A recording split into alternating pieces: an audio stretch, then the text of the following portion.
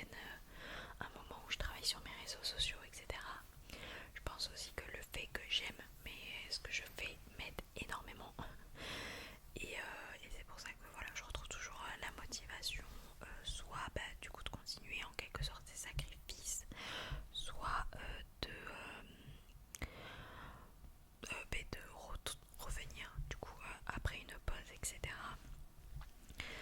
Mais du coup, oui, c'est vrai que par exemple, je passe plus trop de temps à scroller sur les réseaux sociaux. C'est très rare maintenant que j'ai le temps de faire ça ou quoi que ce soit, et c'est pas plus mal hein, d'ailleurs. Mais voilà, avant en études, c'était beaucoup plus simple à gérer parce que mes horaires d'études étaient vraiment light. Et là, maintenant, je suis en M&A et mes horaires ne sont plus light du tout. Donc voilà, j'essaye de gérer. Plus je me suis remise à faire du sport. Donc il y a maintenant en plus le paramètre sport, le paramètre faire à manger, cuisiner, faire les courses, mais faire le ménage, etc. Bref, je pense que vraiment avoir une to-do list quotidienne, c'est ce qui m'aide le plus, et prendre de l'avance tout le temps, tout le temps, tout le temps. Deuxième question, quel est mon projet de rêve personnel ou sur les réseaux sociaux? Je pense déjà que je n'arrêterai jamais un job permanent, stable, entre guillemets, que vraiment mes réseaux sociaux, ça va rester une passion en quelque sorte. Néanmoins, je pense que mon projet de rêve niveau réseau, ça serait... En fait, avant, mon projet de rêve, c'était de me lancer sur YouTube parce que ça a toujours été un petit peu mon rêve, et avec ma soeur, c'était un petit peu ce que l'on se battait pendant toutes ces années, donc je suis déjà très très contente d'avoir check ça. J'ai la chance d'avoir des collaborations. Peut-être mon projet de rêve, je sais pas en fait si j'ai vraiment un projet de rêve, mais je me vois toujours dans le plus, c'est-à-dire que j'aimerais faire plus de vidéos. Ouais, en fait c'est ça, j'aimerais développer des produits, j'aimerais... Mais d'un autre côté en fait, je suis tellement contente de la communauté que j'ai que ça me fait un peu peur aussi de l'étendre, parce que j'ai une communauté ultra bienveillante, genre vraiment je suis choquée et très très reconnaissante de ça, et du coup en quelque sorte aussi l'étendre me fait un peu peur. Donc niveau réseau, voilà, je suis très satisfaite de ce que j'ai. Niveau perso, j'aimerais avoir un emploi stable. Vous savez, hein, je suis en stage de fin d'études, donc tout ce qui est emploi, c'est un petit peu mathématique du moment, hein. Pouvoir voyager, faire voyager ma famille, et puis avoir une stabilité mais qui me passionne. Genre je sais pas comment dire, pas un plan-plan, un truc un peu plan-plan. Et pas projet bateau, hein, je pense, mais ouvrir un coffee shop, un truc comme ça. Genre quand j'aurai 50 piges, je me trouve ouvrir un coffee shop. Troisième question, pourquoi l'ASMR?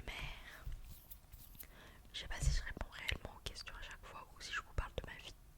Mais bref, pourquoi l'ASMR? Alors l'ASMR, moi c'est quelque chose que j'écoute depuis très longtemps. À l'époque c'était même pas... c'était tellement pas populaire. J'ai commencé à écouter quand j'étais en 6ème, 5ème. Alors j'étais tombée dessus, hein, je ne savais absolument pas à quoi ça correspondait, mais je voyais de suite que ça me détendait, et j'avais comme un sentiment en fait quand je regardais ces vidéos, d'avoir un sentiment d'appartenance à une communauté qui me plaisait beaucoup. Donc en 6ème, ça commence à remonter, hein, sachant que du coup j'ai 24 ans maintenant, donc ça date. Mais du coup voilà, donc j'ai commencé à regarder ça, et ça m'a toujours suivi. Et en prépa, genre c'était vraiment pas une période très facile pour moi, j'en ai déjà parlé plusieurs fois, mais du coup j'ai exploité ce sentiment d'appartenance à une communauté, et j'ai décidé de créer mon compte TikTok ASMR. Donc ça fait maintenant 5 ans il me semble, et en fait je poste tous les jours, et vraiment je me rappelle de ce sentiment d'apaisement en fait. Dès que j'ai posté ma première vidéo, je me sentais apaisée, j'étais contente de faire quelque chose que j'ai toujours voulu faire, toujours voulu tester, j'avais zéro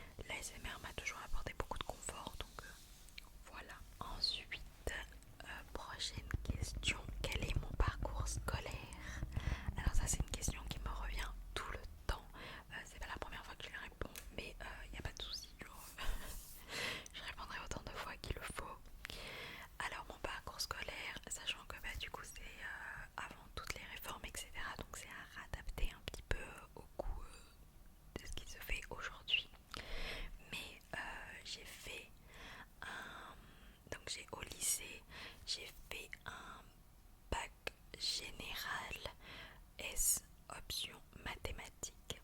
Au lycée, je n'avais strictement aucune idée de ce que je voulais faire, genre vraiment zéro. En terminale, vraiment ça me mettait un plomb au moral de ne pas savoir quoi faire, sachant que j'étais dans un lycée où tout le monde voulait être ingé ou médecin, et moi j'étais en mode je me retrouve dans aucun des deux.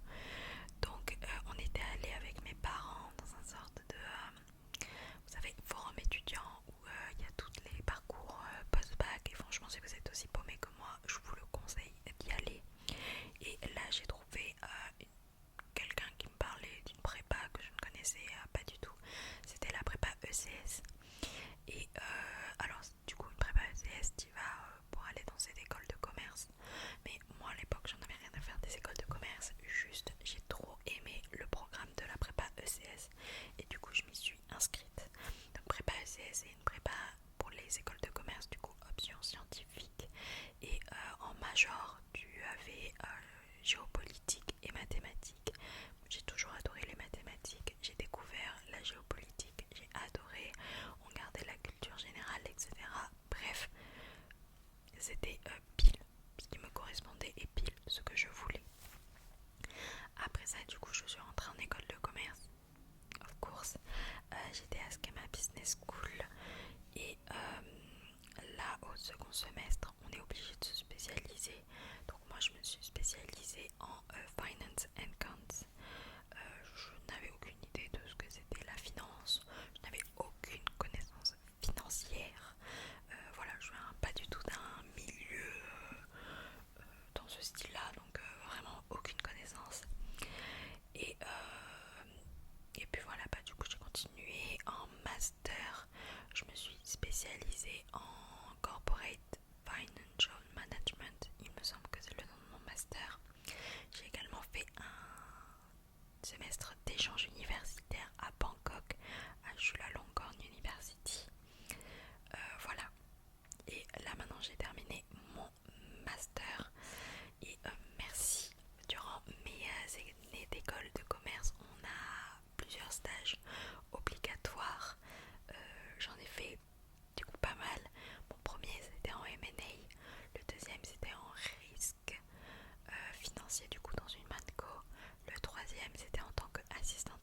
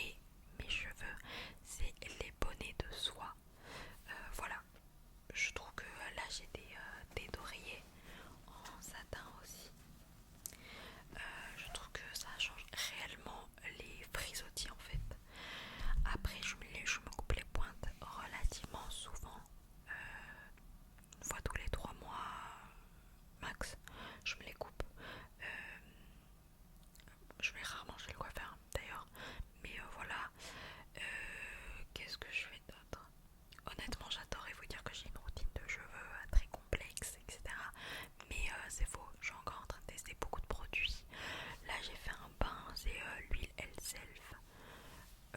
C'est la première fois que je la teste, donc ça se trouve demain je vais avoir une tête comme pas possible. Mais voilà, vraiment pour moi, mon plus gros secret, c'est les bonnets en satin. Après je n'utilise jamais de chaleur sur mes cheveux. Je pense que ça aide énormément aussi. Mais voilà, c'est tout. J'essaierai de vous faire une vidéo plus complète quand j'aurai vraiment une routine qui ressemble à quelque chose. Ce qui n'est absolument pas le cas pour le moment.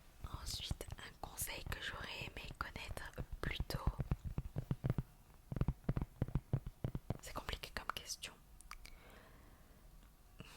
Mais je crois que... alors en plus en ce moment je suis vraiment dans le... j'essaye... Bon, c'est pas nouveau hein, pour vous, je fais que parler de comment je me sens moralement, etc. Mais j'essaye vraiment d'être très observatrice au niveau de ça et de m'aider et de... Je m'aime. Il n'y a pas de souci, je m'aime. Pas dans le sens où je suis trop belle, mais voilà. Je prends soin de moi. Et, et je pense que prendre soin de soi peut aussi passer par de l'aide extérieure. Et ça, c'est quelque chose que j'aurais aimé comprendre plus tôt, je pense. Mais en même temps, je trouve que ça vient à point nommé. Genre, le parcours fait que. Mais voilà. Donc, j'ai pas vraiment de conseils parce que je trouve que mes échecs font que je suis là aujourd'hui. Je suis assez contente de là où je suis. Donc, ensuite, mon livre préféré. Alors là, en fantastique, sans hésiter, La Passe Miroir, que j'aime trop. Ensuite, d'autres livres que j'ai aimés. Alors, en ce moment, j'aime beaucoup Fuenquinos. Mais j'ai beaucoup aimé La Voleuse de Livres. Fut un temps, c'était un de mes livres préférés. La Balade de Lilaka, Le Comte de Monte Cristo et L'Élégance du Hérisson. Je n'ai pas de livre préféré, mais il y a des livres que je ne pouvais pas lâcher et La Passe Miroir en faisait grandement partie. Et les Harry Potter aussi d'ailleurs. Est-ce que j'ai des conseils pour se lancer sur Vinted? Je reçois maintenant des petits messages comme quoi il y a des personnes à qui ça les a motivés et qui aimeraient se lancer sur Vinted. Des conseils, j'en ai pas vraiment. Faites ce que vous aimez. En fait, le principal c'est que si vous faites ce que vous aimez, bah ça se ressentira toujours là dans la qualité de votre travail et du coup bah ça donnera plus ou moins envie. Être persévérant aussi surtout. Mais voilà, je n'ai pas vraiment de conseils. Je pense que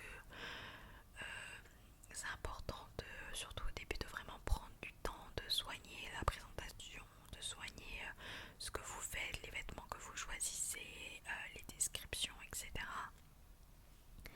Je pense que c'est mon conseil principal.